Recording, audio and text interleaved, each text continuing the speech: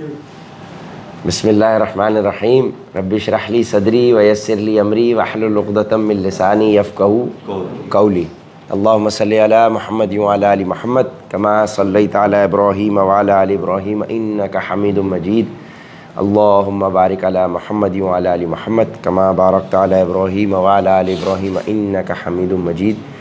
آج ہے 27 فروری 2026 جمعے کا دن اور رمضان المبارک 2026 کا دوسرا جمعہ ہے ماشاءاللہ، اور 9واں روزہ ہے ماشاءاللہ۔ اللہ تعالیٰ 90 روزے تک ہم سب کو لے آئے خیر کے ساتھ، اور انشاءاللہ اللہ کے حکم سے آج 10ویں سپارے کی ماشاءاللہ ترجمہ ہوگا۔ بڑی اچیومنٹ ہے بھائی اب تک کی کہ 9 سپارے ترجمے کے ساتھ ہم لوگ گو تھرو کر چکے ہیں، اور آپ سب کے چہرے کی جو تازگی ہے اور اخلاص ہے وہ بتا رہا ہے کہ سب کتنی بڑی اچیومنٹ ہے یہ۔ انشاءاللہ اللہ پاک سے دعا ہے کہ اسی طرح سے ہمارے اگلے 21 سپارے بھی مکمل ہو جائیں انشاءاللہ۔ اور 10واں سپارہ وَاعْلَمُوا شروع ہونے لگا ہے، اس میں ٹوٹل 127 آیات ہیں۔ سورہ انفال جو کل ہم نے شروع کی تھی آیت نمبر 40 پہ ہم نے اس کو بریک لگائی تھی، تو 41 سے آج اس کا آغاز ہوگا، اور اس سپارے میں سورہ توبہ سٹارٹ ہو جائے گی، اور سورہ توبہ آیت نمبر 93 تک چلے گی، ٹھیک ہے جی۔ ٹوٹل 127 آیات اس سپارے کے اندر ہے۔ تو اللہ کے نام سے شروع کرتے ہیں، بسم اللہ الرحمن الرحیم۔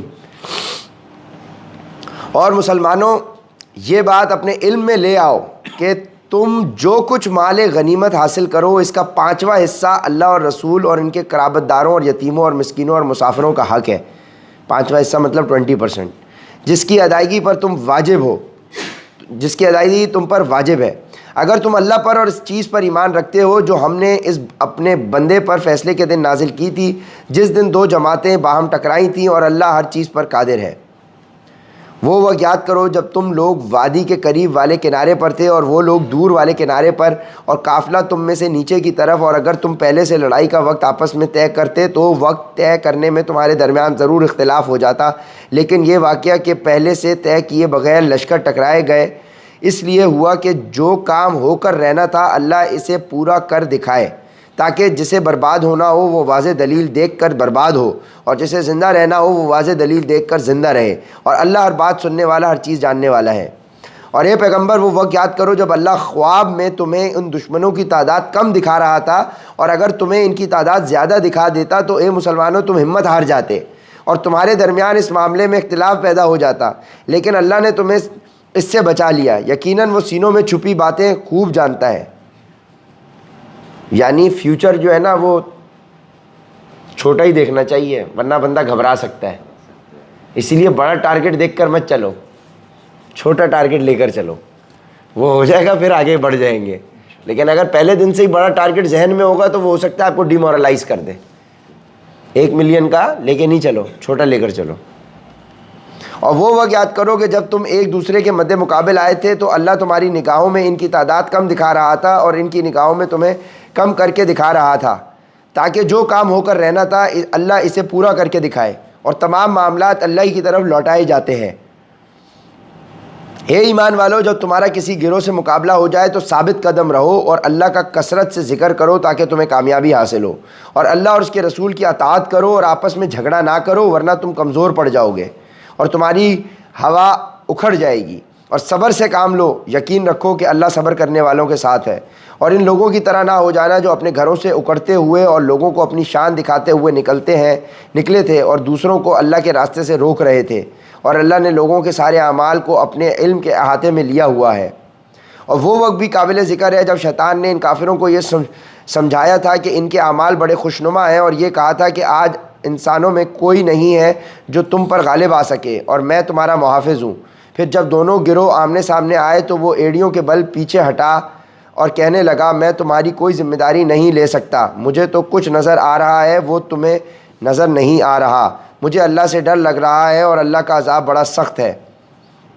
اور یاد کرو جب منافقین اور وہ لوگ جن کے دلوں میں روگ تھا یہ کہہ رہے تھے کہ ان مسلمانوں کو ان کے دین نے دھوکے میں ڈال رکھا ہے، حالانکہ جو کوئی اللہ پر بھروسہ کرے تو اللہ سب پر غالب ہے، بڑی حکمت والا ہے۔ اور اگر تم دیکھتے تو وہ عجیب منظر تھا جب فرشتے ان کافروں کی روح قبض کر رہے تھے، ان کے چہروں اور پشت پر مارتے جاتے تھے اور کہتے جاتے تھے کہ اب جلنے کے عذاب کا مزہ بھی چکھنا۔ یہ سب کچھ ان اعمال کا بدلہ ہے جو تم نے اپنے ہاتھوں آگے بھیج رکھے تھے، اور یہ بات طے ہے کہ اللہ بندوں پر ظلم کرنے والا نہیں ہے۔ ان لوگوں کا حال ایسا ہوا جیسا فرعون کی قوم اور ان سے پہلے لوگوں کا حال ہوا تھا۔ انہوں نے اللہ کی نشانیوں کو ماننے سے انکار کیا، نتیجہ یہ ہوا کہ اللہ نے ان کے گناہوں کی وجہ سے انہیں اپنی گرفت میں لے لیا۔ یقیناً اللہ کی طاقت بڑی اور عذاب بڑا سخت۔ 9 سپاروں میں اللہ نے پچھلی قوموں کا ذکر اور ان کا عذاب کا ذکر کیا تھا، اور 10ویں سپارے کے آغاز میں نبی پاک صلی اللہ علیہ وسلم کی امت اور بدر کے مقام پہ کافروں کی ہلاکت کا بھی ذکر کر لیا ہے۔ یعنی 9 میں پہلے ذکر کیا ہے 5 امتوں کا، اور 10ویں سپارے میں آ کے اس امت کی ہلاکت کا بھی ذکر کر دیا ہے۔ حکمت دیکھیں آپ، 9 سپاروں میں پہلے بتایا ہے، پھر 10ویں میں آگے ذکر کیا ہے۔ یہ سب کچھ اس لیے ہوا کہ اللہ کا دستور یہ ہے کہ اس نے جو نعمت کسی قوم کو دی ہو اسے اس وقت تک بدلنا گوارا نہیں کرتا جب تک وہ لوگ اب خود اپنی حالت تبدیل نہ کر لیں۔ یہ سب کچھ اس لیے ہوا کہ اللہ کا دستور یہ ہے کہ اس نے جو نعمت کسی قوم کو دی ہو اسے اس وقت تک بدلنا گوارا نہیں کرتا جب تک وہ لوگ خود اپنی حالت تبدیل نہ کر لیں، اور اللہ ہر بات سنتا ہے، سب کچھ جانتا ہے۔ اس معاملے میں بھی ان کا حال ایسا ہی ہوا جیسا فرعون کی قوم اور ان سے پہلے لوگوں کا حال ہوا تھا۔ انہوں نے اپنے رب کی نشانیوں کو جھٹلایا، نتیجہ یہ ہوا کہ ہم نے ان کے گناہوں کی وجہ سے انہیں ہلاک کر دیا اور فرعون کی قوم کو غرق کر دیا، اور یہ سب ظالم لوگ تھے۔ یقین جانو کہ اللہ کے نزدیک زمین پر چلنے والے جانداروں میں بدترین لوگ وہ ہیں جنہوں نے کفر اپنا لیا ہے، جس کی وجہ سے وہ ایمان نہیں لاتے۔ یہ لوگ وہ ہیں جن سے تم نے عہد لے رکھا ہے، اس کے باوجود یہ ہر مرتبہ اپنے عہد کو توڑ دیتے ہیں اور ذرا نہیں ڈرتے۔ لہٰذا اگر کبھی یہ لوگ جنگ میں تمہارے ہاتھ لگ جائیں تو ان کو سامان عبرت بنا کر ان لوگوں کو بھی تتر بتر کر ڈالو جو ان کے پیچھے ہیں، تاکہ وہ یاد رکھیں۔ اور اگر تمہیں کسی قوم سے بدعہدی کا اندیشہ ہو تو تم وہ معاہدہ ان کی طرف صاف سیدھے طریقے سے پھینک دو۔ یاد رکھو کہ اللہ بدعہدی کرنے والوں کو پسند نہیں کرتا، اور کافر لوگ ہرگز یہ خیال بھی دل میں نہ لائیں کہ وہ بھاگ نکلے ہیں۔ یہ یقینی بات ہے کہ وہ اللہ کو عاجز نہیں کر سکتے۔ اور مسلمانوں، جس قدر طاقت اور گھوڑوں کی جتنی چھاؤنیاں تم سے بن پڑیں ان سے مقابلے کے لیے تیار کر لو۔ گھوڑوں کی جتنی چھاؤنیاں تم سے بن پڑیں ان سے مقابلے کے لیے تیار کرو، جن کے ذریعے تم اللہ کے دشمن اور اپنے موجود دشمن پر بھی ہیبت طاری کر سکو، اور ان کے علاوہ دوسروں پر بھی جنہیں ابھی تم نہیں جانتے مگر اللہ انہیں جانتا ہے۔ یعنی اللہ کہہ رہا ہے کہ اپنے گھوڑے تیار رکھو دہشت طاری کرنے کے لیے دشمنوں پر۔ تو آج کے حساب سے آپ کے جتنے بھی راکٹ ہیں، آپ کی جو بم ہے، جو آپ کی جو ٹینکس ہیں، اور ان کے علاوہ دوسروں پر بھی جنہیں ابھی تم نہیں جانتے مگر اللہ انہیں جانتا ہے، اور اللہ کے راستے میں جو کچھ خرچ کرو گے وہ تمہیں پورا پورا دے دیا جائے گا، اور تمہارے لیے کوئی کمی نہیں کی جائے گی۔ اسی لیے مسلمان جو ہے نا وہ اپنے ڈیفنس کے اوپر کمپرومائز نہیں کرتا، اسی لیے فوج کو مضبوط کرنا یہ تو اللہ کا حکم ہے، اور اگر وہ لوگ صلح کی طرف جھکے تو تم بھی اس کی طرف جھک جاؤ، اور اللہ پر بھروسہ رکھو، یقین جانو وہی ہے جو ہر بات سنتا، سب کچھ جانتا ہے۔ اور اگر وہ تمہیں دھوکہ دینے کا ارادہ کریں گے تو اللہ تمہارے لیے کافی ہے، وہی تو ہے جس نے اپنی مدد کے ذریعے اور مومنوں کے ذریعے تمہارا ہاتھ مضبوط کیے اور ان کے دلوں میں ایک دوسرے کی الفت پیدا کر دی۔ اگر تم زمین بھر کی ساری دولت بھی خرچ کر لیتے تو ان کے دلوں میں یہ الفت پیدا نہ کر سکتے، لیکن اللہ نے ان کے دلوں کو جوڑ دیا۔ وہ یقیناً اقتدار کا بھی مالک ہے، حکمت کا بھی مالک۔ اے نبی، تمہارے لیے تو بس اللہ اور وہ مومن لوگ کافی ہیں جنہوں نے تمہاری پیروی کی ہے۔ تمہارے لیے تو بس اللہ اور وہ مومن لوگ کافی ہیں جنہوں نے تمہاری پیروی کی ہے۔ اے نبی، مومنوں کو جنگ پر ابھارو۔ اگر تمہارے 20 آدمی ایسے ہوں گے جو ثابت قدم رہنے والے ہوں تو وہ 200 پر غالب آ جائیں گے۔ انس بھائی سنیں، اے نبی مومنوں کو جنگ پر ابھارو، اگر تمہارے 20 آدمی ایسے ہوں گے جو ثابت قدم رہنے والے ہوں تو وہ 200 پر غالب آ جائیں گے 10 ٹائمز، اور اگر تمہارے 100 آدمی ہوں گے تو وہ کافر کے 1000 پر غالب آ جائیں گے، کیونکہ وہ ایسے لوگ ہیں جو سمجھ نہیں رکھتے۔ یہ ہے اللہ نے فارمولہ بتا دیا، اگر وہ 1000 ہو تو تم 100 ہو گے، کافی ہے۔ وہ 10,000 ہو تو تم 1000 ہو۔ تم 1:10 کا ریشو لے کر چلو، لیکن وہ کوالٹی 1:10 ہے، کوالٹی 1:10 کی بات ہے۔ لو اب اللہ نے تم سے بوجھ ہلکا کر دیا اور اس کے علم میں ہے کہ تمہارے اندر کچھ کمزوری ہے، لہٰذا اب حکم یہ ہے کہ اگر تمہاری ثابت قدم رہنے والے 100 آدمی ہوں تو وہ 200 پر غالب آ جائیں گے۔ اب وہ کمزوری ہو گئی، لہٰذا اب حکم یہ ہے کہ اگر لو اب اللہ نے تم سے بوجھ ہلکا کر دیا اور اس کے علم میں ہے کہ تمہارے اندر کچھ کمزوری ہے، لہٰذا اب حکم یہ ہے کہ اگر تمہارے ثابت قدم رہنے والے 100 آدمی ہوں تو وہ 200 پر غالب آ جائیں گے، اگر تمہارے 1000 آدمی ہوں تو وہ اللہ کے حکم سے 2000 پر غالب آ جائیں گے، اور اللہ ثابت قدم رہنے والوں کے ساتھ ہے۔ یعنی اگر کمزوری ہے آپ کے ایمان میں تو بھی آپ آدھے ہوں۔ پہلے 1:10 چل رہا تھا نا کہ 100 کے مقابلے میں 10 ہوں، اب اللہ کہہ رہا ہے 100 کے مقابلے میں 50 ہوں۔ واپس سنیں، لو اب اللہ نے تم سے بوجھ ہلکا کر دیا اور اس کے علم میں ہے کہ تمہارے اندر کچھ کمزوری ہے، لہٰذا اب حکم یہ ہے کہ اگر تمہارے ثابت قدم رہنے والے 100 آدمی ہوں تو وہ 200 پر غالب آ جائیں گے۔ 50% کی بات ہو گئی، یعنی اب اپنی فوج ان کی 100 ہے تو آپ 50 رکھو، ان کی 200 ہے تو 100 رکھو، اور اگر تمہارے 1000 آدمی ہوں تو وہ اللہ کے حکم سے 2000 پر غالب آ جائیں گے، اور اللہ ثابت قدم رہنے والوں کے ساتھ ہے۔ یہ بات کسی نبی کے شایان شان نہیں ہے کہ اس کے پاس قیدی رہیں جب تک کہ وہ زمین میں دشمنوں کا خون اچھی طرح نہ بہا چکا ہو، جس سے ان کا روب پوری طرح ٹوٹ جائے۔ تم دنیا کا ساز و سامان چاہتے ہو اور اللہ تمہارے لیے آخرت کی بھلائی چاہتا ہے، اور اللہ صاحب اقتدار بھی ہے، صاحب حکمت بھی۔ یہ وہ والی آیت ہے جو حضرت حضور پاک صلی اللہ علیہ وسلم نے مشورہ کیا تھا نا حضرت عمر اور حضرت ابو بکر سے کہ یہ جنگ کے قیدیوں کا کیا کیا جائے، تو حضرت ابو بکر نے کہا تھا کہ فدیہ لے کے چھوڑ دیں، اور حضرت عمر نے کہا تھا کہ ان کو قتل کیا جائے۔ تو اب سنیں، یہ بات کسی نبی کے شایان شان نہیں ہے کہ اس کے پاس قیدی رہیں جب تک کہ وہ زمین میں دشمنوں کا خون اچھی طرح نہ بہا چکا ہو۔ یعنی یہاں اللہ حضرت عمر والی رائے کو کہہ رہا تھا کہ بھائی آپ کو یہ جچتا نہیں ہے کہ آپ، یہ بات کسی نبی کے شایان شان نہیں ہے کہ اس کے پاس قیدی رہیں جب تک کہ وہ زمین میں دشمنوں کا خون اچھی طرح نہ بہا چکا ہو، جس سے ان کا روب پوری طرح ٹوٹ جائے۔ تم دنیا کا ساز و سامان چاہتے ہو، یعنی فدیہ لے کر، اور اللہ تمہارے لیے آخرت کی بھلائی چاہتا ہے، اور اللہ صاحب اقتدار بھی ہے، صاحب حکمت بھی۔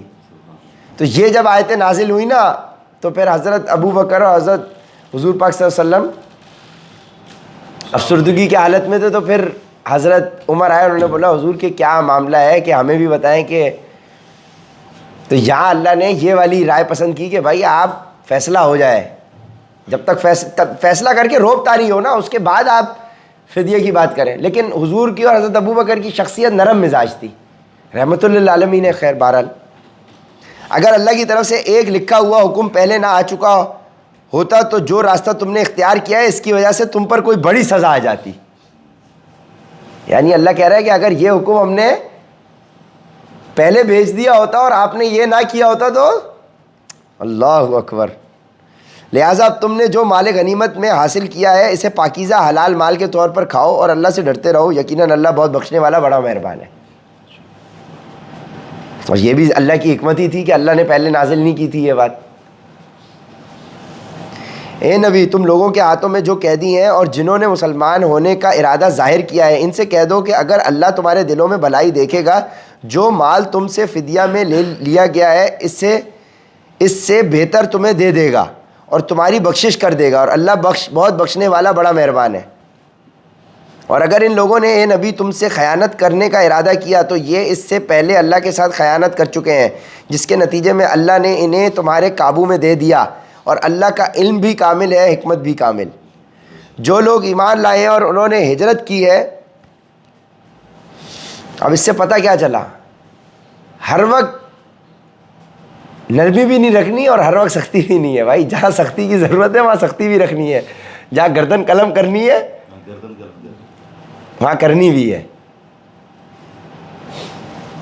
جو لوگ ایمان لائے ہیں اور انہوں نے ہجرت کی ہے اور اپنے مالوں اور جانوں سے اللہ کے راستے میں جہاد کیا، وہ جنہوں نے ان کو مدینہ میں آباد کیا اور ان کی مدد کی، یہ سب لوگ آپس میں ایک دوسرے کے والی وارث ہیں۔ اور جو لوگ ایمان لے آئے ہیں مگر انہوں نے ہجرت نہیں کی، جب تک وہ ہجرت نہ کر لیں، یہ مسلمانوں تمہارا ان سے وراثت کا کوئی رشتہ نہیں ہے۔ ہاں اگر دین کی وجہ سے وہ تم سے کوئی مدد مانگے تو تم پر ان کی مدد واجب ہے۔ سوائے صورت کے جب کہ وہ مدد کسی ایسی قوم کے خلاف ہو جس کے ساتھ تمہارا کوئی معاہدہ ہو، اور جو کچھ تم کرتے ہو اللہ اسے اچھی طرح دیکھتا ہے۔ اور جن لوگوں نے کفر اپنا رکھا ہے وہ آپس میں ایک دوسرے کے والی وارث ہیں، اگر تم ایسا نہیں کرو گے تو زمین میں فتنہ اور بڑا فساد برپا ہوگا۔ اور جو لوگ ایمان لے آئے ہیں اور انہوں نے ہجرت کی اور اللہ کے راستے میں جہاد کیا، وہ اور جنہوں نے انہیں آباد کیا اور ان کی مدد کی، وہ سب صحیح معنی میں مومن ہیں۔ ایسے لوگ مغفرت اور باعزت رزق کے مستحق ہیں۔ اور جنہوں نے بعد میں ایمان قبول کیا اور ہجرت کی اور تمہارے ساتھ جہاد کیا، اور جنہوں نے بعد میں ایمان قبول کیا اور ہجرت کی اور تمہارے ساتھ جہاد کیا تو وہ بھی تم میں شامل ہیں، یعنی بعد میں جنہوں نے ہجرت کی۔ اور ان میں سے جو لوگ پرانے مہاجرین کے رشتہ دار ہیں وہ اللہ کی کتاب میں ایک دوسرے کے میراث کے دوسروں سے زیادہ حقدار ہیں، یقیناً اللہ ہر چیز کا پورا پورا علم رکھتا ہے۔ صدق اللہ العظیم۔ یا سورہ انفال آپ کی مکمل ہو گئی۔ اب سورہ توبہ، اس کی 129 آیات ہیں، 93 اس سپارے میں، تو 93 آیات مزید رہ گئی ہیں، پھر یہ سپارہ بھی مکمل ہو جائے گا الحق کے حکم سے، 10واں سپارہ۔ ہر 10 سپاروں پہ ایک تو دعوت بنتی ہے یار غفار بھائی، ہے بڑی اچیومنٹ ہے۔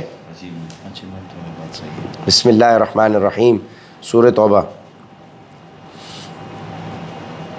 مسلمانوں، یہ اللہ اور اس کے رسول کی طرف سے دستبرداری کا اعلان ہے ان تمام مشرکین کے خلاف جن سے تم نے معاہدہ کیا ہوا ہے۔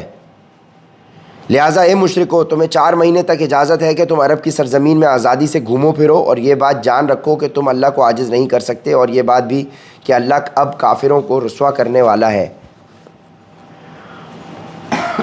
اور حج اکبر کے دن اللہ اور اس کے رسول کی طرف سے تمام انسانوں کے لیے یہ اعلان کیا جاتا ہے کہ اللہ بھی مشرکین سے دستبردار ہو چکا ہے، اور اس کا رسول بھی۔ اب اے مشرکوں، اب اگر تم توبہ کر لو تو یہ تمہارے حق میں بہت بہتر ہوگا، اور اگر تم نے اب بھی منہ موڑے رکھا تو یاد رکھو کہ اللہ تم اللہ کو عاجز نہیں کر سکتے، اور تمام کافروں کو ایک دکھ دینے والے عذاب کی خوشخبری سنا دو۔ عذاب کے ساتھ اللہ خوشخبری کا لفظ استعمال کر رہا ہے، کافروں کو عذاب کی خوشخبری سنا دو، کیسا طنز ہے دیکھ۔ اللہ ہے، اللہ ہی اللہ ہے بھائی، اللہ تو جو چاہے کرے۔ البتہ مسلمانوں، جن مشرکین سے تم نے معاہدہ کیا پھر ان لوگوں نے تمہارے ساتھ عہد میں کوئی کوتاہی نہیں کی اور تمہارے خلاف کسی کی مدد بھی نہیں کی، تو ان کے ساتھ کیے ہوئے معاہدے کی مدت کو پورا کرو، بے شک احتیاط کرنے والوں کو اللہ احتیاط کرنے والوں کو پسند کرتا ہے۔ چنانچہ جب حرمت والے مہینے گزر جائیں تو ان مشرکین کو جنہوں نے تمہارے ساتھ بدعہدی کی تھی جہاں بھی پاؤ قتل کر ڈالو، اور انہیں پکڑو، انہیں گھیرو، اور انہیں پکڑنے کے لیے ہر گھات کی جگہ تاک لگا کر بیٹھو۔ ہاں، اگر وہ توبہ کر لیں اور نماز قائم کریں اور زکوٰۃ ادا کریں تو ان کا راستہ چھوڑ دو، یقیناً اللہ بہت بخشنے والا بڑا مہربان ہے۔ اور اگر مشرکین میں سے کوئی تم سے پناہ مانگے تو اس وقت تک پناہ دو جب تک وہ اللہ کا کلام سن لے، پھر اسے اس کی امن کی جگہ پہنچا دو، یہ اس لیے کہ یہ ایسے لوگ ہیں جنہیں علم نہیں ہے۔ ان مشرکین سے اللہ اور اس کے رسول کے ساتھ کوئی معاہدہ کیسے باقی رہ سکتا ہے؟ البتہ جن لوگوں سے تم نے مسجد حرام کے قریب معاہدہ کیا ہے، جب تک وہ تمہارے ساتھ سیدھے رہیں تم بھی ان کے ساتھ سیدھے رہو، بے شک اللہ متقی لوگوں کو پسند کرتا ہے۔ لیکن دوسرے مشرکین کے ساتھ کیسے معاہدے برقرار رکھ سکتا ہے جبکہ ان کا حال یہ ہے کہ اگر کبھی تم پر غالب آ جائیں تو تمہارے معاملے میں نہ کسی رشتہ داری کا خیال کریں نہ کسی معاہدے کا، یہ تمہیں اپنی زبانی باتوں سے راضی کرنا چاہتے ہیں، حالانکہ ان کے دل انکار کرتے ہیں اور ان میں سے اکثر لوگ نافرمان ہیں۔ کہ اگر تو آپ کا کسی مشرک قوم کے ساتھ معاہدہ ہوا ہے تو معاہدے کی پاسداری کریں، لیکن اگر انہوں نے معاہدہ توڑا ہے تو پھر آپ ان کے ساتھ ویسا ہی سلوک کریں۔ لیکن اگر کوئی اپنا معاہدہ کیا ہوا ہے، بے شک کافر ہے، نان مسلم ہے، لیکن معاہدے کی پاسداری وہ کر رہا ہے امن کی، تو پھر آپ اس کے ساتھ ویسا ہی معاملہ کریں۔ انہوں نے اللہ کی آیتوں کے بدلے دنیا کی تھوڑی سی قیمت لے لینا پسند کر لیا ہے اور اس کے نتیجے میں لوگوں کو اللہ کے راستے سے روکا ہے۔ واقعہ یہ ہے کہ ان کے کرتوت بہت برے ہیں، یہ کسی بھی مومن کے معاملے میں کسی رشتہ داری یا معاہدے کا پاس نہیں کرتے، اور یہی ہیں جو حدیں توڑنے والے ہیں۔ لہٰذا اگر یہ توبہ کر لیں اور نماز قائم کریں اور زکوٰۃ ادا کریں تو یہ تمہارے دینی بھائی بھی بن جائیں گے، اور ہم احکام کی یہ تفصیل ان لوگوں کے لیے بیان کر رہے ہیں جو جاننا چاہیں۔ اور اگر ان لوگوں نے اپنا عہد دے دینے کے بعد اپنی قسمیں توڑ ڈالی ہوں اور تمہارے دین کو تانے دے دیے ہوں تو ایسے کفر کے سربراہوں سے اس نیت سے جنگ کرو کہ وہ باز آ جائیں، کیونکہ یہ ایسے لوگ ہے کہ ان کی قسموں کی کوئی حقیقت نہیں. کیا تم ان لوگوں سے جنگ نہیں کرو گے جنہوں نے اپنی قسموں کو توڑا اور رسول کو وطن سے نکالنے کا ارادہ کیا، اور وہی ہے جنہوں نے تمہارے خلاف چھیڑ چھاڑ کرنے میں پہل کی؟ کیا تم ان سے ڈرتے ہو؟ اگر ایسا ہے تو اللہ اس بات کا زیادہ حق رکھتا ہے کہ تم اس سے ڈرو. اگر تم مومن ہو ان سے جنگ کرو تاکہ اللہ تمہارے ہاتھوں سے ان کو سزا دلوائے، انہیں رسوا کرے، ان کے خلاف تمہاری مدد کرے اور مومنوں کے دل ٹھنڈے کر دے اور ان کے دل کی کڑھن دور کر دے، اور جس کی چاہے توبہ قبول کر لے. اور اللہ کا علم بھی کامل، حکمت بھی کامل. بھلا کیا تم نے یہ سمجھ رکھا ہے کہ تمہیں یوں ہی چھوڑ دیا جائے گا، حالانکہ ابھی اللہ نے یہ تو دیکھا ہی نہیں کہ تم میں سے کون لوگ جہاد کرتے ہیں، اور اللہ اس کے رسول اور مومنوں کے سوا کسی اور کو خصوصی رازدار نہیں بناتے، اور تم جو کچھ کرتے ہو اللہ اس سے پوری طرح باخبر ہے. مشرکین اس بات کے اہل نہیں ہیں کہ وہ اللہ کی مسجدوں کو آباد کریں، حالانکہ وہ خود اپنے کفر کے گواہ بنے ہوئے ہیں. ان لوگوں کے تو اعمال ہی غارت ہو چکے ہیں اور دوزخ ہی میں ان کو ہمیشہ رہنا ہے. اللہ کی مسجدوں کو تو وہی لوگ آباد کرتے ہیں جو اللہ اور یوم آخرت پر ایمان لائے ہوں اور نماز قائم کریں اور زکوٰۃ ادا کریں اور اللہ کے سوا کسی سے نہ ڈریں. ایسے ہی لوگ ہیں، لوگوں سے یہ توقع ہو سکتی ہے کہ وہ صحیح راستے اختیار کرنے والے میں شامل ہوں گے. کیا تم لوگوں نے حاجیوں کو پانی پلانے اور مسجد حرام کی آواز رکھنے کو اس شخص کے اعمال کے برابر سمجھ رکھا ہے جو اللہ اور یوم آخرت پر ایمان لایا ہے اور جس نے اللہ کے راستے میں جہاد کیا ہے؟ اللہ کے نزدیک یہ سب برابر نہیں ہو سکتے، اور اللہ ظالم لوگوں کو منزل مقصود تک نہیں پہنچاتا. جو لوگ ایمان لے آئے ہیں اور انہوں نے اللہ کے راستے میں ہجرت کی ہے اور اپنے مال اور اپنی جانوں سے جہاد کیا ہے، وہ اللہ کے نزدیک درجے میں کہیں زیادہ ہیں، اور وہی لوگ ہیں جو کامیاب ہونے والے ہیں. جو لوگ ایمان لائے ہیں اور انہوں نے اللہ کے راستے میں ہجرت کی ہے اور اپنے مال اور اپنی جانوں سے جہاد کیا ہے، وہ اللہ کے نزدیک درجے میں کہیں زیادہ ہیں، اور وہی لوگ ہیں جو کامیاب ہونے والے ہیں.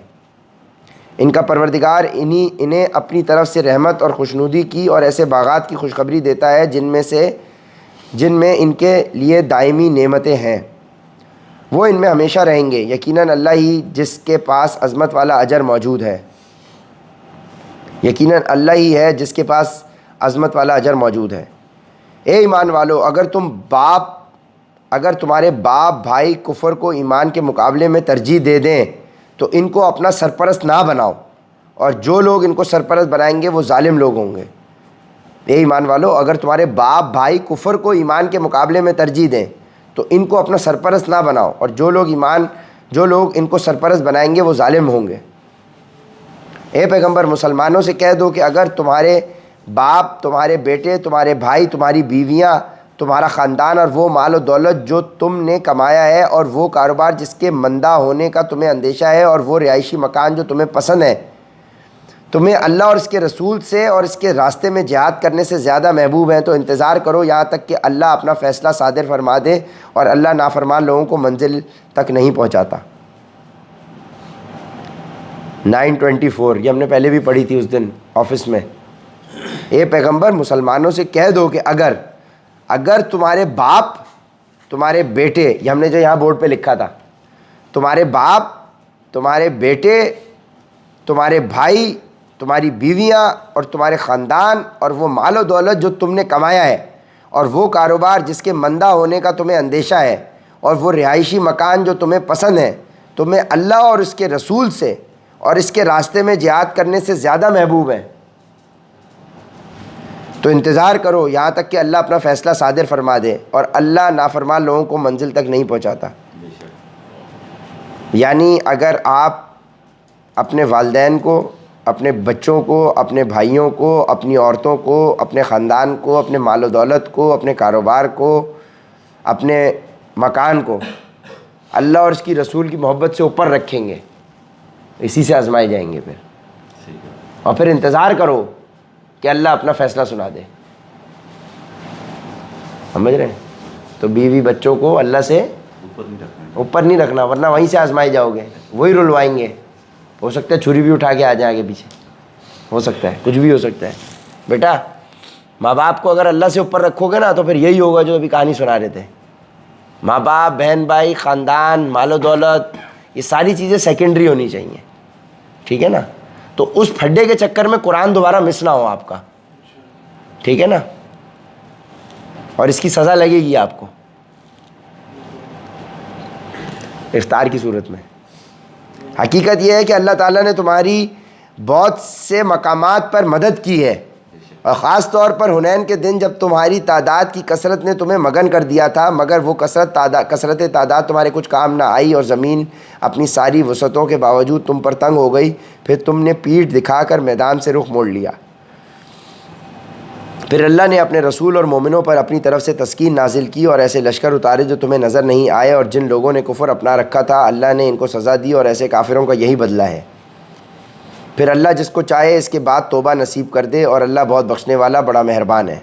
اے ایمان والو، مشرک لوگ تو سراپا ناپاکی ہیں، لہٰذا وہ اس سال کے بعد مسجد حرام کے قریب بھی نہ آنے پائیں۔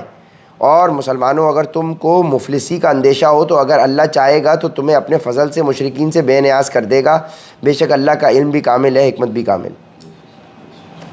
اے مسلمانوں، اگر تم کو مفلسی کا اندیشہ ہو تو اگر اللہ چاہے گا تو تمہیں اپنے فضل سے بے نیاز کر دے گا۔ مفلسی کا اندیشہ ہو تو اللہ تمہیں اپنے فضل سے بے نیاز کر دے گا۔ اللہ ہی کر سکتا ہے، اللہ کر سکتا نہیں ہے، اللہ ہی کر سکتا ہے۔ ہاں، اللہ ہی اللہ کر سکتا ہے اور اللہ ہی کر سکتا ہے میں بہت فرق ہے۔ بے شک اللہ ہی کر سکتا ہے عاطف بھائی، سے فرق ہے کہ نہیں؟ اللہ کر سکتا ہے اور اللہ ہی کر سکتا ہے۔ بھائی اللہ ہی کر سکتا ہے، اس کا مطلب یہ ہے کہ اللہ کے علاوہ کوئی نہیں ہے جو کر سکتا ہے، اللہ ہی کر سکتا ہے۔ اللہ ہی کر سکتا ہے۔ یس، یہ آج اس کی ریپیٹیشن کروائیں گے اس آیت کی، اس لائن کی، اللہ ہی کر سکتا ہے۔ اللہ ہی کر سکتا ہے۔ وہ اہل کتاب جو نہ اللہ پر ایمان رکھتے ہیں نہ یوم آخرت پر، اور جو اللہ اور اس کے رسول کی حرام کی ہوئی چیزوں کو حرام نہیں سمجھتے اور نہ دین حق کو اپنا دین مانتے ہیں، ان سے جنگ کرو یہاں تک کہ وہ خوار ہو کر اپنے ہاتھ سے جزیہ ادا کریں۔ یہودی تو یہ کہتے ہیں کہ عزیر اللہ کے بیٹے ہیں، یہودی تو یہ کہتے ہیں کہ عزیر اللہ کے بیٹے ہیں، اور نصرانی یہ کہتے ہیں کہ مسیح اللہ کے بیٹے ہیں۔ یہ سب ان کی منہ کی بنائی ہوئی باتیں ہیں، یہ ان لوگوں کی سی باتیں کر رہے ہیں جو ان سے پہلے کافر ہو چکے ہیں۔ اللہ کی مار ہو ان پر، یہ کہاں اوندے بہکے جا رہے ہیں۔ انہوں نے اللہ کی بجائے اپنے احبار یعنی یہود علماء اور راہبوں یعنی عیسائی درویشوں کو خدا بنا لیا ہے۔ یہودیوں کے عالموں کو احبار کہا جاتا ہے اور عیسائیوں کے عالموں کو راہب،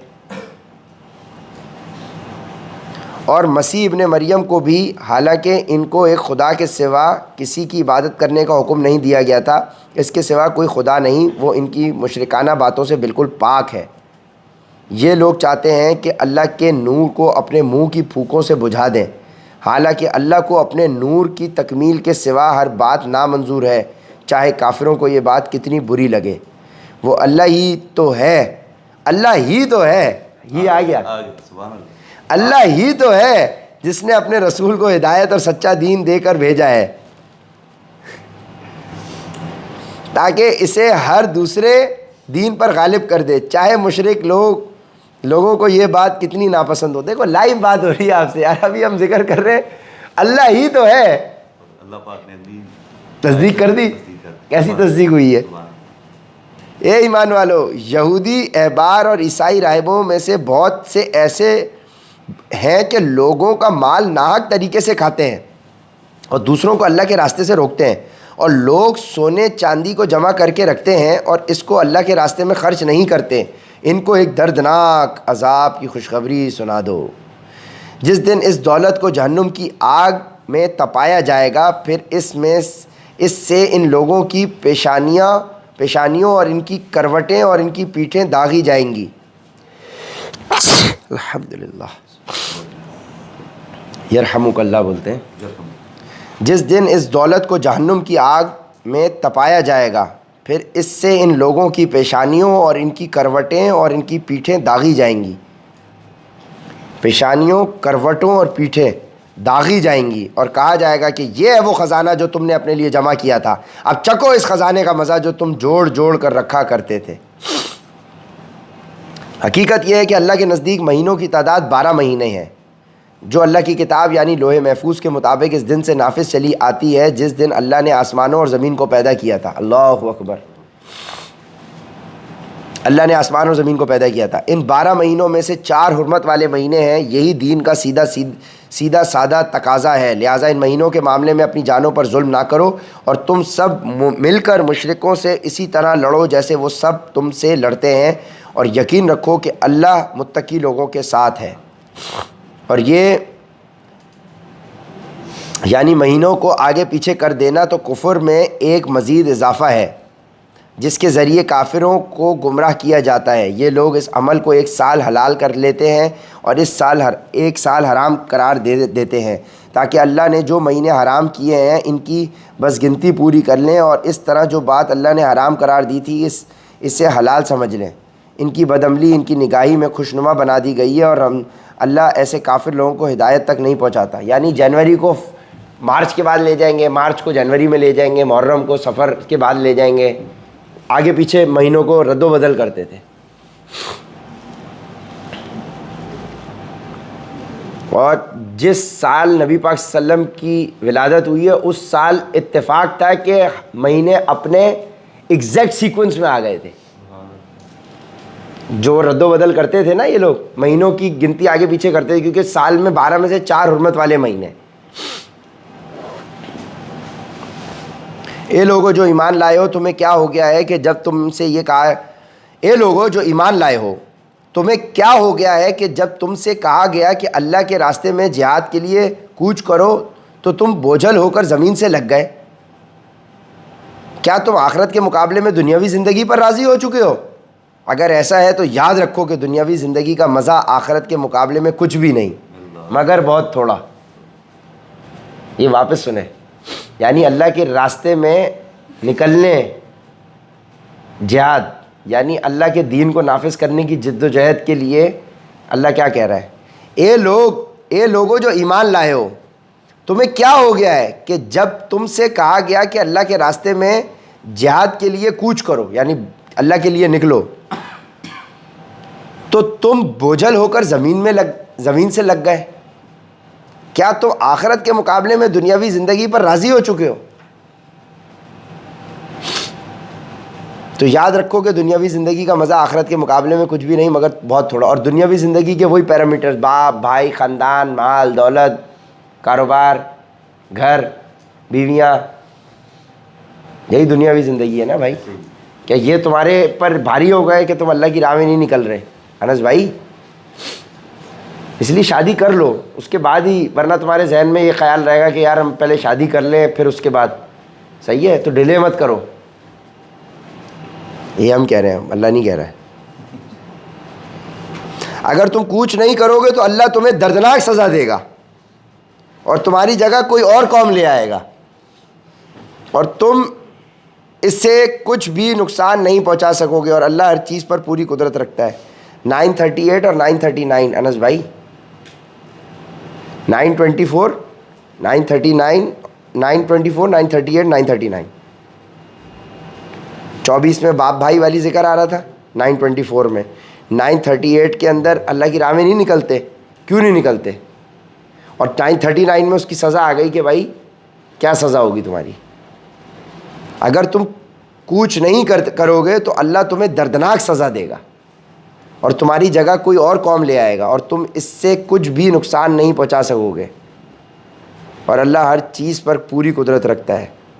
اگر تم ان کی یعنی نبی کریم صلی اللہ علیہ وآلہ وسلم کی مدد نہیں کرو گے تو ان کا کچھ نقصان نہیں، کیونکہ اللہ ان کی مدد اس وقت کر چکا ہے جب ان کو کافر لوگوں نے ایسے وقت مکہ سے نکالا تھا جب وہ 2 آدمیوں میں سے دوسرے تھے، جب وہ دونوں غار میں تھے، جب وہ اپنے ساتھی سے کہہ رہے تھے، دیکھو حضرت ابو بکر کا ذکر قرآن میں آیا ہے،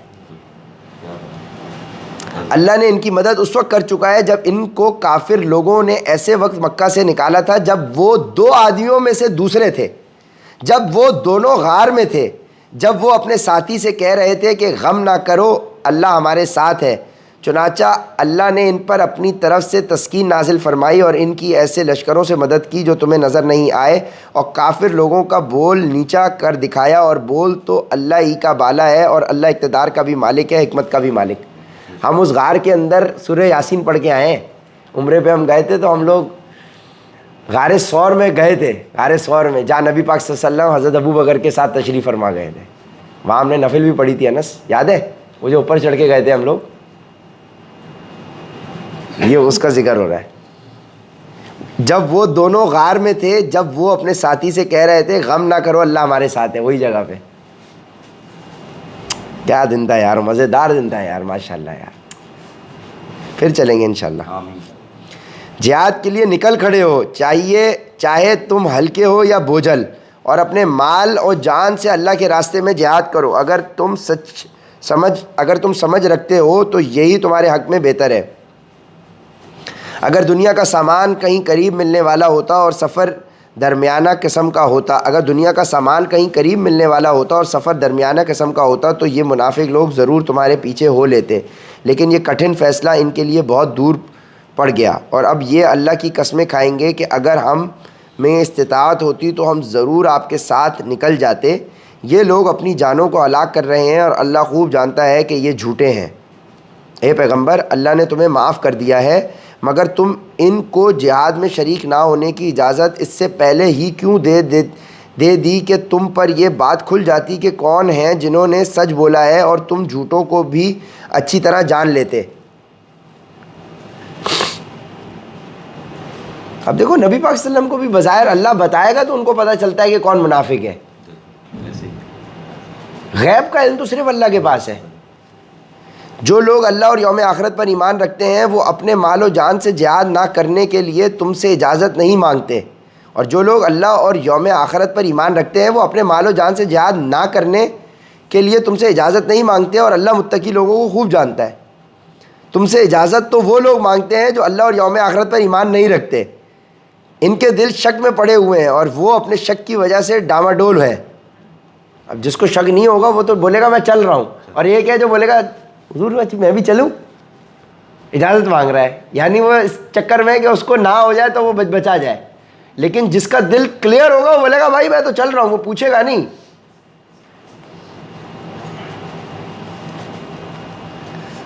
تو جب ہم سنڈے والے دن ترجمہ کریں گے انشاءاللہ تو سنڈے کو تو آنا ہے۔ اب کوئی یہ پوچھے کیا عمر بھائی مجھے بھی آنا ہے، کیا میں بھی آؤں، کیا اس سنڈے کو بھی آنا ہے؟ اس کا مطلب یہی ہوا کہ وہ مجھے بھی آنا ہے۔ صحیح۔ اب واپس سنو اس کو دیکھیں، واپس پڑھیں۔ اے پیغمبر، اللہ نے تمہیں معاف کر دیا ہے، مگر تم ان کو اجازت اس سے پہلے ہی کیوں دے دیتے ہو کہ تم پر یہ بات کھل جاتی کہ کون ہے جنہوں نے سچ بولا ہے، اور تم جھوٹوں کو بھی اچھی طرح جان لیتے۔ جو لوگ اللہ اور یوم آخرت پر ایمان رکھتے ہیں وہ اپنے مال اور جان سے جہاد نہ کرنے کے لیے تم سے اجازت نہیں مانگتے، اور اللہ متقی لوگوں کو خوب جانتا ہے۔ تم سے اجازت تو وہ لوگ مانگتے ہیں جو اللہ اور یوم آخرت پر ایمان نہیں رکھتے اور ان کے دل شک میں پڑے ہوئے ہیں، اور وہ اپنے شک کی وجہ سے ڈاماڈول ہیں۔ اب دیکھو یہ ہماری انڈرسٹوڈ ہے کہ ہمارا ریگولر قرآن پاک کا ترجمہ ہوگا، اور سنڈے والے دن 12 بجے ہوتا ہے، پرسوں۔ تو اب جس نے یہ پوچھا کہ یار کیا مجھے سنڈے کو آنا ہے،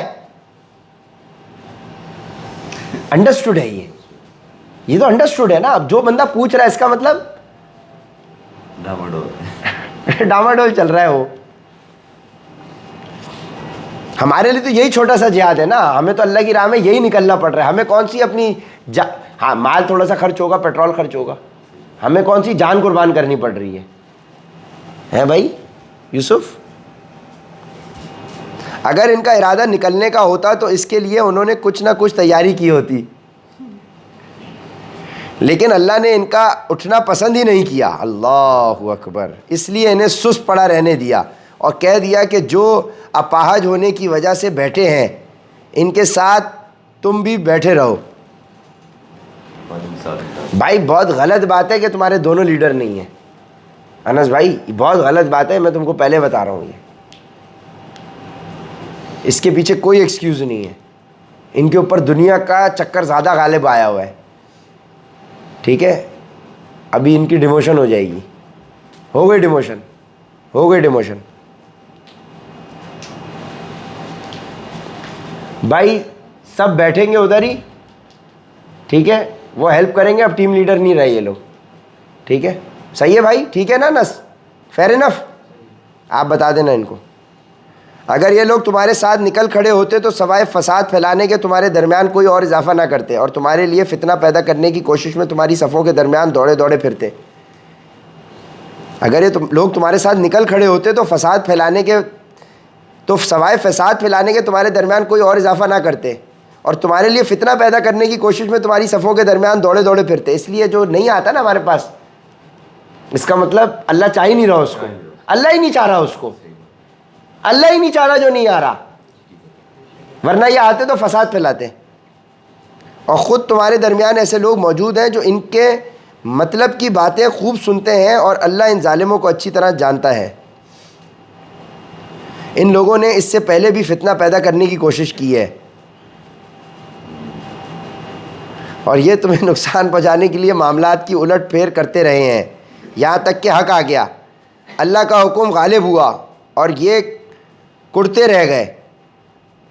اور انہی میں وہ صاحب بھی ہیں جو کہتے ہیں کہ مجھے اجازت دے دیجئے اور مجھے فتنے میں نہ ڈالیے. ارے فتنے ہی میں تو یہ خود پڑے ہوئے ہیں, اور یقین رکھو کہ جہنم سارے کافروں کو گھیرے میں لینے والی ہے. اگر تمہیں کوئی بھلائی مل جائے تو انہیں دکھ ہوتا ہے, اور اگر تم پر کوئی مصیبت آ پڑے تو کہتے ہیں کہ ہم نے تو پہلے ہی اپنا بچاؤ کر لیا تھا. اگر تمہیں کوئی بھلائی مل جائے تو انہیں دکھ ہوتا ہے, اور اگر تم پر کوئی مصیبت آ پڑے تو کہتے ہیں کہ ہم نے تو پہلے ہی اپنا بچاؤ کر لیا تھا. یہ کہہ کر بڑے خوش خوش واپس چلے جاتے ہیں. کہہ دو کہ اللہ نے ہمارے مقدر میں جو تکلیف لکھ دی ہے, ہمیں اس کے سوا کوئی اور تکلیف ہرگز نہیں پہنچ سکتی. سبحان اللہ, وہ ہمارا رکھوالا ہے, اور اللہ ہی پر مومنوں کو بھروسہ رکھنا چاہیے. کہہ دو کہ تم ہمارے لیے جس چیز کے منتظر ہو وہ اس کے سوا اور کیا ہے کہ آخر کار دو بھلائیوں میں سے ایک نہ ایک بھلائی نہ ہمیں ملے, اور ہمیں تمہارے بارے میں انتظار اس کا ہے کہ اللہ تمہیں اپنی طرف سے یا ہمارے ہاتھوں سے سزا دے. بس اب انتظار کرو, ہم بھی تمہارے ساتھ منتظر ہیں. کہہ دو کہ تم اپنا مال چاہے خوشی خوشی چندے میں دو یا بد دلی سے, وہ تم سے ہرگز قبول نہیں کیا جائے گا. تم ایسے لوگوں کو مسلسل نافرمانی کرتے رہے ہو, اور ان کے چندے قبول کیے جانے میں رکاوٹ کی کوئی اور وجہ اس کے سوا نہیں کہ انہوں نے اللہ اور اس کے رسول کے ساتھ کفر کا معاملہ کیا ہے, اور یہ نماز میں آتے ہیں تو کسمساتے ہوئے آتے ہیں, اور کسی نیکی میں خرچ کرتے ہیں تو برا مانتے ہوئے خرچ کرتے ہیں. تمہیں ان کے مال اور اولاد کی کثرت سے تعجب نہیں ہونا چاہیے. اللہ تو یہ چاہتا ہے کہ انہی چیزوں سے ان کی دنیاوی زندگی میں عذاب دے, اور ان کی جان بھی کفر ہی کی حالت میں نکلے. دیکھو کتنی زبردست بات ہے یہ, دیکھیں کافروں کی بات ہو رہی ہے. تمہیں ان کے مال اور اولاد کی کثرت سے تعجب نہیں ہونا چاہیے. اللہ تو یہ چاہتا ہے کہ انہی چیزوں سے ان کی دنیاوی زندگی میں عذاب دے. مال کی وجہ سے ہی وہ عذاب میں پڑیں گے اپنے, اور ان کی جان بھی کفر ہی کی حالت میں نکلے. یہ اللہ کی قسمیں کھا کر کہتے ہیں کہ وہ تم میں سے ہیں, وہ تم میں سے ہیں, حالانکہ وہ تم میں سے نہیں ہیں بلکہ وہ ڈرپوک لوگ ہیں. اگر ان کو کوئی پناہ گاہ مل جاتی یا کسی قسم کے غار مل جاتے یا گھس بیٹھنے کی کوئی اور جگہ, تو یہ بے لگام بھاگ کر ادھر ہی کا رخ کر لیتے. کافر منافقوں کی بات ہو رہی ہے, انہی کے کوالٹیز آ رہی ہیں. اور انہی منافقین انہی منافقین میں وہ بھی ہیں جو صدقات کی تقسیم کے بارے میں آپ کو طعنہ دیتے ہیں. اللہ اکبر. چنانچہ اگر انہیں صدقات میں سے ان کی مرضی کے مطابق دے دیا جائے تو راضی ہو جاتے ہیں, اور اگر ان میں سے انہیں نہ دے دیا جائے تو ذرا سی دیر میں ناراض ہو جاتے ہیں. کمیشن مل گیا تو ٹھیک ہے, اگر ایبسنٹ پہ لیٹ پہ کٹا تو فوراً بگڑ گئے. اب ٹیسٹ کرنے کے لیے انس کٹوتی کرنی پڑے گی تاکہ پتہ چلے کہ ہم میں کون منافقین ہے. اللہ ہمیں منافق ہونے سے بچائے. آمین. جو کچھ بھی انہیں اللہ اور اس کے رسول نے دے دیا تھا کیا اچھا ہوتا کہ یہ اس پر راضی رہتے؟ کیا اچھا ہوتا کہ یہ اس پر جو کچھ بھی انہیں اللہ اور اس کے رسول نے دے دیا تھا کیا اچھا ہوتا کہ یہ اس پر راضی رہتے اور یہ کہتے کہ اللہ ہمارے لیے کافی ہے، آئندہ اللہ اپنے فضل سے ہمیں نوازے گا اور اس کا رسول بھی، ہم تو اللہ ہی سے لو لگائے ہوئے ہیں۔ اللہ پکڑی کہ نہیں؟ یہ دیکھو، جو کچھ بھی انہیں اللہ اور اس کے رسول کی نے دے دیا تھا کیا اچھا ہوتا کہ یہ اس پر راضی رہتے اور یہ کہتے کہ اللہ ہمارے لیے کافی ہے، آئندہ اللہ اپنے فضل سے ہمیں نوازے گا اور اس کا رسول بھی، ہم تو اللہ ہی سے لو لگائے ہوئے ہیں۔ صدقات تو دراصل حق ہے فقیروں کا، مسکینوں کا اور ان اہلکاروں کا جو صدقات کی وصولی پر مقرر ہوتے ہیں اور ان کا جن کی دلداری مقصود ہے، نیز انہیں غلاموں کو آزاد کرنے میں اور قرض داروں کے قرض دینے میں اور اللہ کے راستے میں اور مسافروں کی مدد میں خرچ کیا جائے۔ یہ ایک فریضہ ہے اللہ کی طرف سے اور اللہ علم کا بھی مالک ہے، حکمت کا بھی مالک۔ اور صدقات تو دراصل حق ہے فقیروں کا، مسکینوں کا، ان اہلکاروں کا جو صدقات کی وصولی پر مقرر ہوتے ہیں، یعنی وہ لوگ جو صدقات کی کلیکشن کے لیے جائیں گے، وہ نکلتا ہے نا کلیکشن کے لیے، اویس، یعنی وہ اپنا پورا دن لگا رہا ہے کلیکشن کرنے جا رہا ہے، تو اس کا بھی اس میں حق ہے۔ ان اہلکاروں کا جو صدقات کی وصولی پر مقرر ہوتے ہیں اور ان کا جن کی دلداری مقصود ہے، ٹھیک ہے نا، جو کمزور لوگ ہیں جن کی دلداری بھی ہو جائے تھوڑی سی، نیز انہیں غلاموں کو آزاد کرنے میں، قرض داروں کے قرض ادا کرنے میں، اللہ کے راستے میں اور مسافروں کی مدد میں خرچ کیا جائے۔ قرض داروں کا قرض بھی ادا کیا جا سکتا ہے، لوگوں کو ٹریولنگ الاؤنس کے مد میں بھی جو بیچارے آنے جانے کا جن کا مسئلہ ہے، مسافروں کی بھی مدد کی جا سکتی ہے۔ یہ ایک فریضہ ہے اللہ کی طرف سے اور اللہ علم کا بھی مالک ہے، حکمت کا بھی مالک۔ اور انہی منافقین میں وہ لوگ بھی ہیں جو نبی کو دکھ پہنچاتے ہیں اور ان کے بارے میں یہ کہتے ہیں کہ وہ تو سراپا کان ہے، کہہ دو کہ وہ کان ہیں اس چیز کے لیے جو تمہارے لیے بھلائی ہے۔ وہ اللہ پر ایمان رکھتے ہیں اور مومنوں کی بات کا یقین کرتے ہیں اور تم میں سے جو ظاہری طور پر ایمان لے آئے ہیں ان کے لیے وہ رحمت کا معاملہ کرنے والے ہیں۔ جو لوگ اللہ کے رسول کو دکھ پہنچاتے ہیں ان کے لیے دکھ دینے والا عذاب تیار ہے۔ مسلمانوں، یہ لوگ تمہارے سامنے اللہ کی قسمیں اس لیے کھاتے ہیں تاکہ تمہیں راضی کریں، حالانکہ اگر یہ واقعی مومن ہوں تو اللہ اور اس کے رسول اس بات کے زیادہ مستحق ہیں کہ یہ ان کو راضی کریں۔ کیا انہیں یہ معلوم نہیں کہ جو شخص اللہ اور اس کے رسول سے ٹکر لے تو یہ بات طے ہے کہ اس کے لیے دوزخ کی آگ ہے جس میں وہ ہمیشہ رہے گا، یہ بڑی بھاری رسوائی ہے۔ منافق لوگ اس بات سے ڈرتے ہیں کہ مسلمانوں پر کہیں کوئی ایسی صورت نازل نہ کر دی جائے جو انہیں ان منافقین کے دلوں کی باتیں بتلا دے۔ کہہ دو کہ اچھا تم مذاق اڑاتے ہو، اللہ وہ بات ظاہر کرنے والا ہے جس سے تم ڈرتے تھے، اور اگر تم ان سے پوچھو تو یہ یقیناً یوں کہیں گے کہ ہم تو ہنسی مذاق اور دل لگی کر رہے تھے۔ کہو کہ کیا ہم تو مذاق کر رہے تھے، کیا تم اللہ اور اس کی آیتوں اور اس کے رسول کے ساتھ دل لگی کر رہے تھے؟ بہانے نہ بناؤ، تم ایمان کا اظہار کرنے کے بعد کفر کے مرتکب ہو چکے ہو۔ اگر ہم تم میں سے ایک گروہ کو معافی دے بھی دیں تو دوسرے گروہ کو ضرور سزا دیں گے کیونکہ وہ مجرم لوگ ہیں۔ منافق مرد اور منافق عورتیں سب ایک ہی طرح کے ہیں، وہ برائی کی تلقین کرتے ہیں اور بھلائی سے روکتے ہیں اور اپنے ہاتھوں کو بند رکھتے ہیں۔ انہوں نے اللہ کو بھلا دیا ہے تو اللہ نے بھی ان کو بھلا دیا ہے، بلا شبہ یہ منافق بڑے نافرمان ہیں۔ اللہ نے منافق مردوں، منافق عورتوں اور تمام کافروں سے دوزخ کی آگ کا عہد کر رکھا ہے جس میں وہ ہمیشہ رہیں گے۔ اللہ ہم سب کو نفاق سے بچائے، منافق ہونے سے بچائے، ایمان کی حالت میں دنیا میں رکھے اور ایمان کی حالت میں دنیا سے اٹھائے۔ اللہ نے منافق مردوں، منافق عورتوں اور تمام کافروں سے دوزخ کی آگ کا عہد لے رکھا ہے، عہد کر رکھا ہے جس میں وہ ہمیشہ رہیں گے، وہی ان کو راس آئے گی۔ اللہ نے ان پر پھٹکار ڈال دی ہے اور ان کے لیے اٹل عذاب ہے۔ منافقوں، تم انہی لوگوں کی طرح ہو جو تم سے پہلے ہو گزرے ہیں، وہ طاقت میں تم سے مضبوط تر اور مال اور اولاد میں تم سے کہیں زیادہ تھے، چنانچہ انہوں نے اپنے حصے کے مزے اڑا لیے، پھر تم نے اسی طرح اپنے حصے کے مزے اڑا لیے جیسے تم سے پہلے لوگوں نے اپنے حصے کے مزے اڑا لیے تھے، اور تم بھی ویسے ہی بیہودہ باتوں میں پڑے جیسے وہ پڑے تھے۔ یہ وہ لوگ تھے جن کے اعمال دنیا اور آخرت میں غارت ہو گئے، اور یہی وہ لوگ تھے جنہوں نے خسارے کا سودا کیا۔ یعنی مزے اڑائیں گے یہ، ان کے پاس دنیا بھی ہوگی، مال بھی ہوگا، دولت بھی ہوگی، ان کے پاس مزے بھی ہوں گے۔ یہ انسٹاگرام فیس بک پہ تمہیں سارے کرتے ہوئے نظر آئیں گے، یہ رمضان ٹرانسمیشن پہ اللہ کا نام لے کے فراڈ بھی کرتے ہوئے نظر آئیں گے، یہ انجوائے بھی کر رہے ہوں گے، لیکن اپنے پرانے لوگوں کی طرح۔ ہر منافق کو ایگزامپل دے رہا ہے۔ یہ وہ لوگ تھے جن کے اعمال دنیا اور آخرت میں غارت ہو گئے، اور یہی وہ لوگ تھے جنہوں نے خسارے کا سودا کیا۔ اللہ ہمیں منافق ہونے سے بچائے، اللہ ہمیں نفاق سے بچائے، ایمان کی حالت میں دنیا میں رکھے اور ایمان کی حالت میں اٹھائے۔ آمین۔ کیا ان منافقوں کو ان لوگوں کی خبر نہیں پہنچی جو ان سے پہلے گزرے ہیں؟ نوح کی قوم اور عاد اور سمود اور ابراہیم کی قوم، مدین کے باشندے اور وہ بستیاں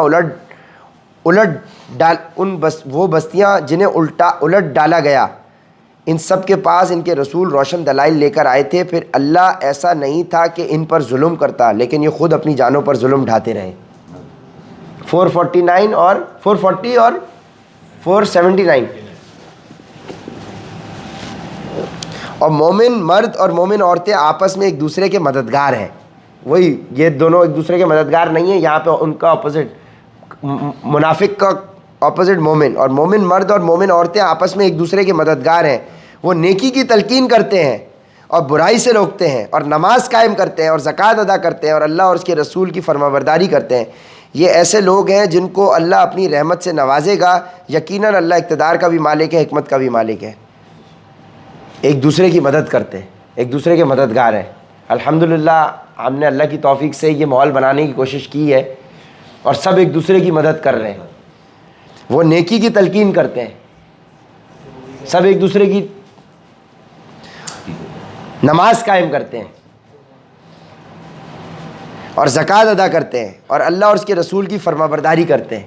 تو اللہ ہمیں مومن لوگوں میں شمار کرے، اللہ ہمیں مومن لوگوں میں شمار کرے، اللہ ہمیں مومن لوگوں میں شمار کرے۔ یہ ایسے لوگ ہیں جن کو اللہ اپنی رحمت سے نوازے گا۔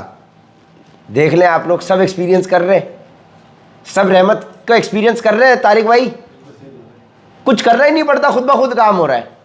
حمزہ بھائی ایکسپیرینس کر رہے ہیں، آپ کی تو سیلیں 2-2 لاکھ روپے کی عمر بھائی کر رہے ہیں، اللہ کروا رہا ہے آپ کو، تو گھر بیٹھے ہوئے ہو، آپ گھر پر ہو اور آپ کے نام کی 2 لاکھ کی سیل اتر گئی۔ واہ بھائی واہ۔ اس کا مطلب یہ نہیں ہے کہ تم گھر بیٹھ جاؤ۔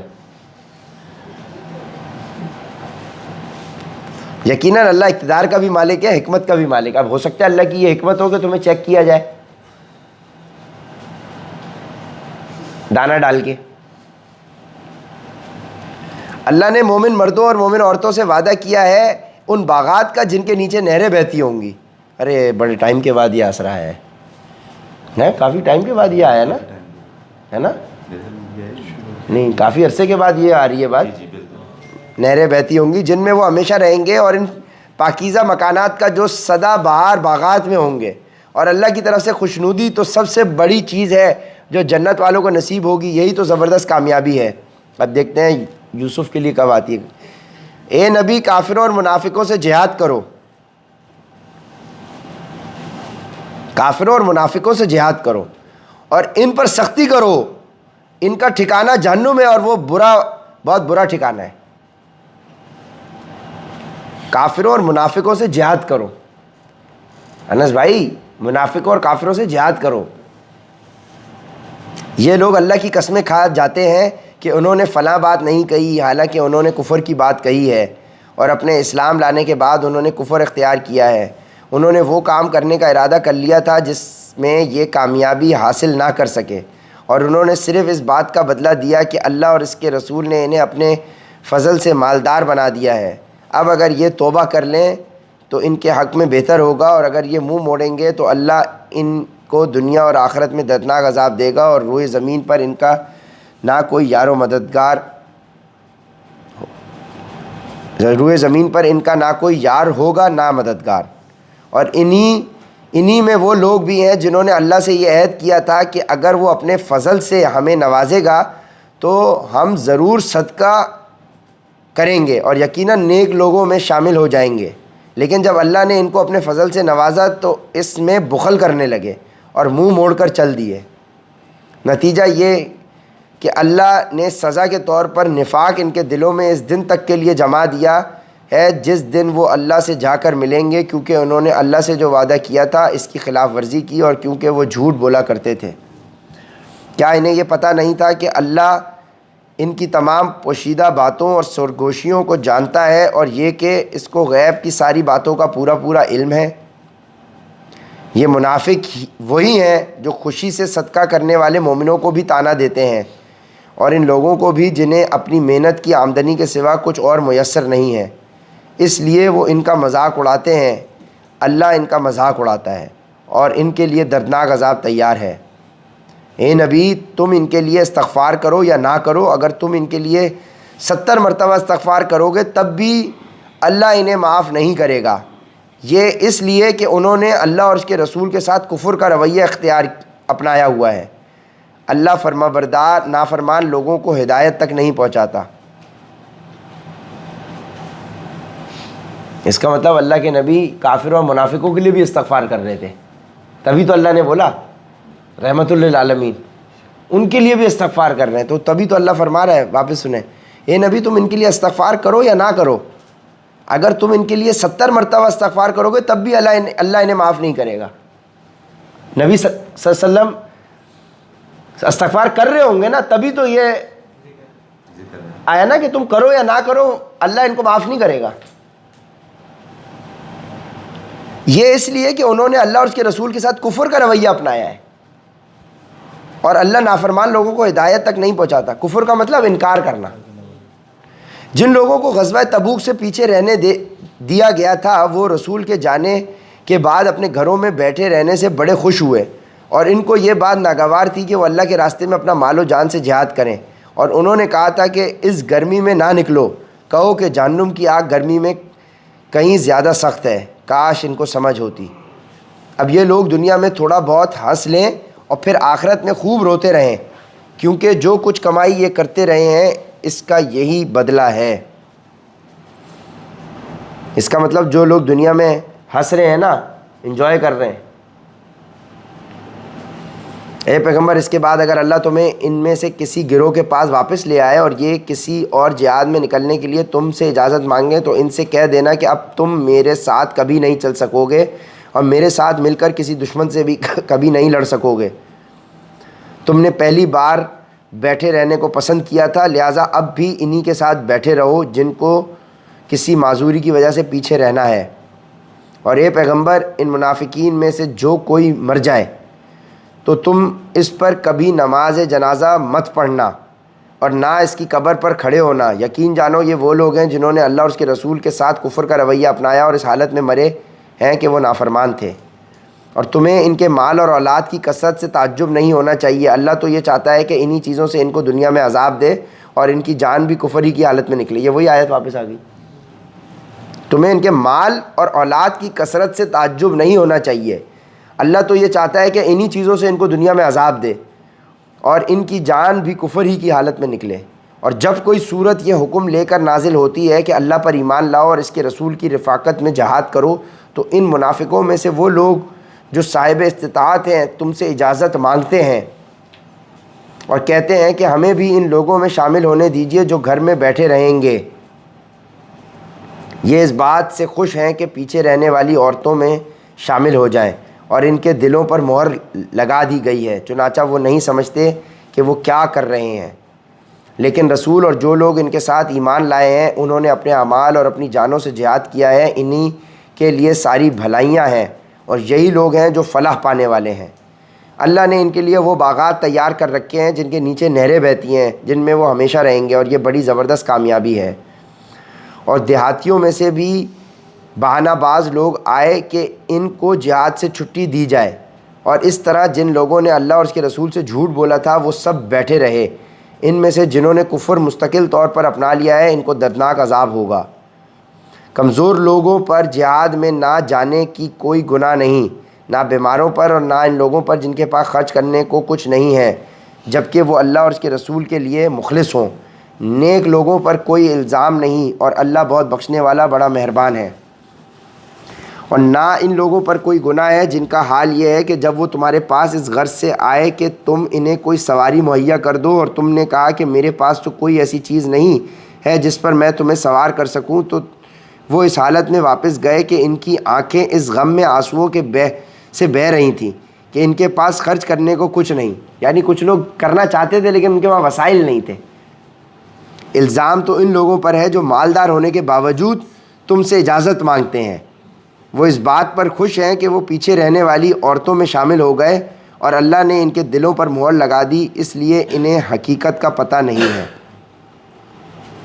صدق اللہ العظیم۔